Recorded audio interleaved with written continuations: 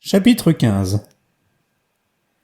Ce fut au bout de 15 jours que l'inspecteur Blanc eut une longue conversation désagréable avec le chef constable du comté.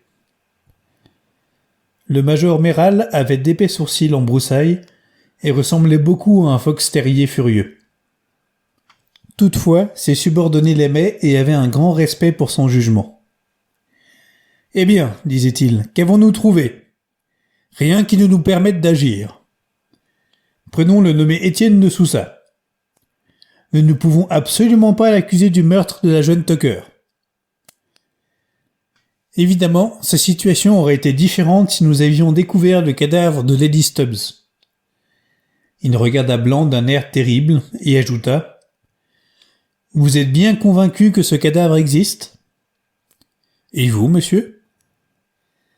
Je suis de votre avis, car, autrement, nous eussions retrouvé la trace de la vivante. À moins qu'elle n'ait combiné sa disparition avec un soin méticuleux. Or, je n'en vois pas la possibilité. Elle n'était pas riche. Nous avons fait une enquête à ce sujet. La fortune appartient à son mari.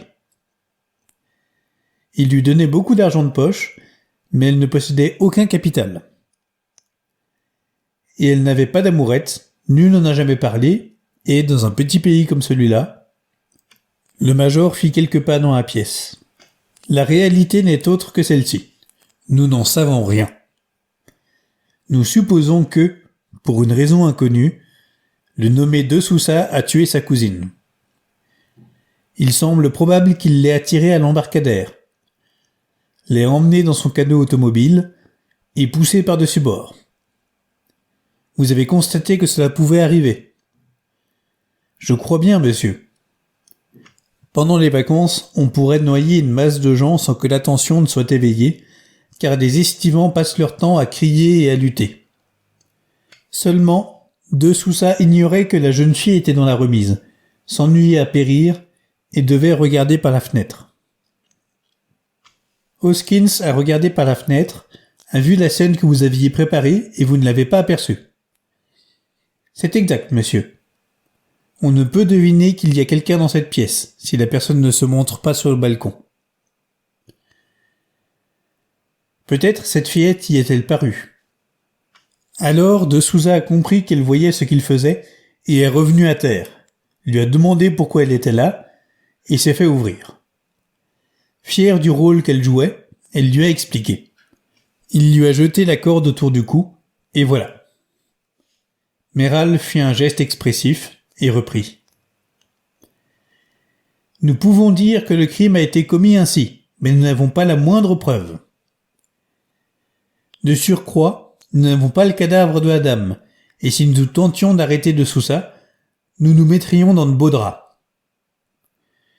Nous sommes donc obligés de la laisser partir. En a-t-il l'intention ?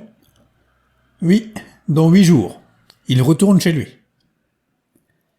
Nous n'avons pas grand temps, dit Blanc d'un air sombre. Je suppose qu'il y a d'autres hypothèses ? Oh oui, monsieur. Je pense toujours que Lady Stubbs a dû être tuée par quelqu'un qui était au courant des modalités de la course à l'assassin. 2 personnes peuvent être écartées. Sir George et le capitaine Warburton. Ils s'occupaient des jeux sur la pelouse et y sont restés toute la journée, ainsi qu'en témoignent des douzaines de spectateurs.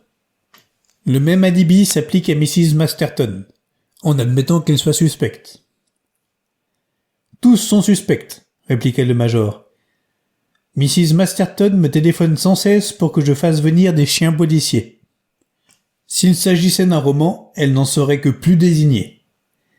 Mais j'ai connu Mrs. Masterton toute ma vie, et je ne la vois pas en train d'étouffer une guide ou de faire disparaître une beauté exotique.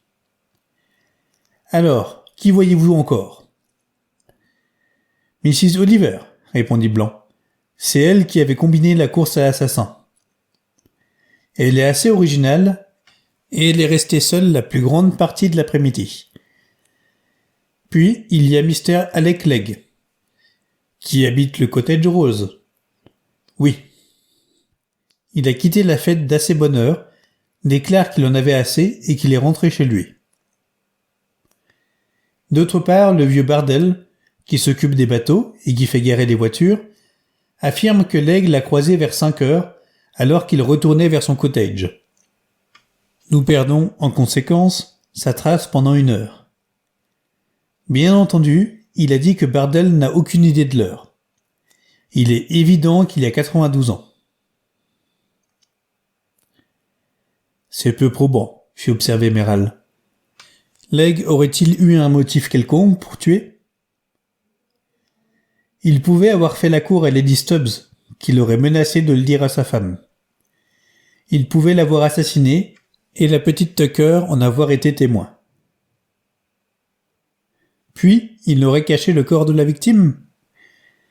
Oui, mais je ne vois pas ni quand, ni comment. Mes hommes ont fouillé la propriété, n'ont vu aucune trace de terre remuée, et n'ont rien trouvé sous aucun buisson. Si Legg a dissimulé un cadavre, il a pu jeter le chapeau dans l'eau pour détourner les soupçons. Marlène l'a vu, et il l'a tué à son tour. Nous en revenons toujours là. L'inspecteur s'interrompit et ajouta « Puis il y a aussi Mrs. Legg. » Qu'a-t-elle fait de suspect? Bien qu'elle ait prétendu être restée entre 4 heures et la demie sous la tente des rafraîchissements, elle n'y était pas. Je m'en suis aperçu après avoir causé avec elle et Mrs. Folliot. D'autres témoignages corroborent celui-ci. Or, il s'agit de la demi-heure la plus sinistre. Blanc s'interrompit à nouveau. Nous avons encore ce jeune architecte, Michael Weyman. Il semble difficile de le mêler à tout cela, et pourtant, je le considère comme un meurtrier possible. Il est suffisamment calme et pourrait tuer sans se troubler. Je ne serais pas surpris qu'il fréquentât un milieu dépravé. Parce que vous êtes par trop austère, Blanc, déclara le major. Quel alibi offre-t-il? Très vague, monsieur. Ce qui prouve qu'il est vraiment architecte, affirma le chef constable avec force. Il venait de faire construire une maison au bord de la mer. Ils sont si distraits qu'ils ont toujours l'air de tomber de la lune. Il prétend ignorer où il était, et nul ne paraît l'avoir vu. On prétend qu'il plaisait à Lady Stubbs.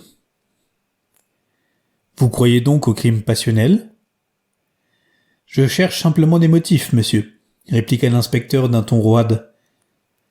Puis, il y a Miss Brewis. La secrétaire? Oui, monsieur. Une femme fort énergique. Blanc se tut encore une fois, et Meral le dévisagea avec attention. Puis il lui demanda. Vous n'êtes pas tranquille à son sujet? Non, monsieur. Vous comprenez, elle l'avoue nettement s'être trouvée dans la remise à l'heure où le crime a été commis. Le dirait-elle si elle était coupable?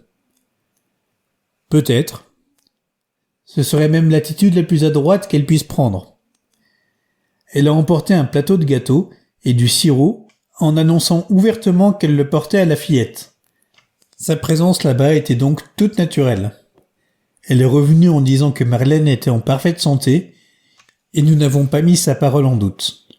Toutefois, monsieur, souvenez-vous du rapport médical. Le docteur Cook a déclaré que la mort s'est produite entre 4 heures et 5 heures moins le quart. Or, seule la parole de Miss Brewis nous prouve que la petite était encore vivante à 4 heures moins le quart. De plus, nous avons relevé un détail curieux dans sa déclaration. Elle m'a dit que c'était Lady Stubbs qui lui avait demandé d'aller ravitailler Marlène. Mais un témoin nous garantit que Lady Stubbs n'aurait jamais pensé à cela, et je crois que c'est vrai.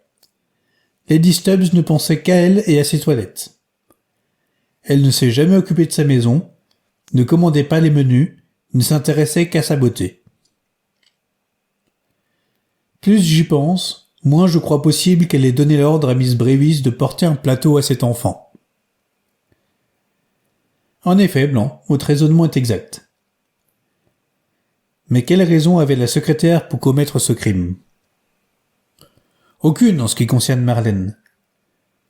Mais je crois qu'il n'en était pas de même pour Lady Stubbs.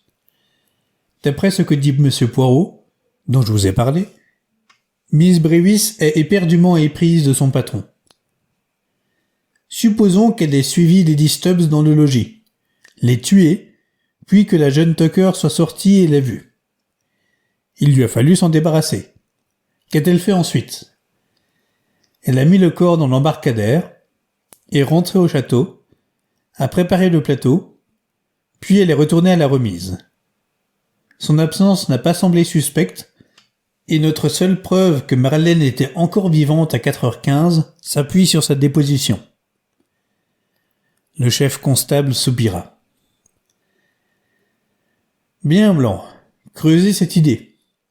Mais si vous la croyez coupable, qu'a-t-elle fait du corps de Lady Stubbs? Elle l'a soit caché dans les bois, en l'y enterrant, soit jeté dans la rivière. Ce dernier geste me paraît difficile.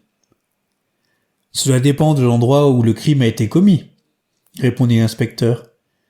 Miss Brewis est une femme robuste, et si elle n'était pas loin du débarcadère, elle a pu transporter le cadavre jusqu'au bord du quai et le faire basculer. Alors que tous les passagers des bateaux de plaisance qui remontent la rivière pouvaient la voir, c'était risqué, mais pas impossible. Du reste, je crois plutôt qu'elle a caché le corps et elle n'a jeté que le chapeau. Connaissant bien la maison et le domaine, elle avait pu préparer un endroit où elle dissimulerait le corps provisoirement, quitte à l'immerger plus tard. Qui sait? En admettant qu'elle soit coupable, ajouta Blanc. En réalité, je penche plutôt pour Sousa. Le major avait pris des notes. Il releva la tête et déclara: En résumé, voici. Nous connaissons 5 ou 6 personnes qui ont pu tuer Marlène Tucker. Certaines paraissent plus indiquées que d'autres, mais c'est tout. Nous pouvons affirmer qu'elle a été assassinée parce qu'elle avait vu quelque chose. Mais tant que nous ignorons ce qu'elle avait vu, nous ne saurons pas quel a été le criminel. Vous rendez le problème difficile, monsieur.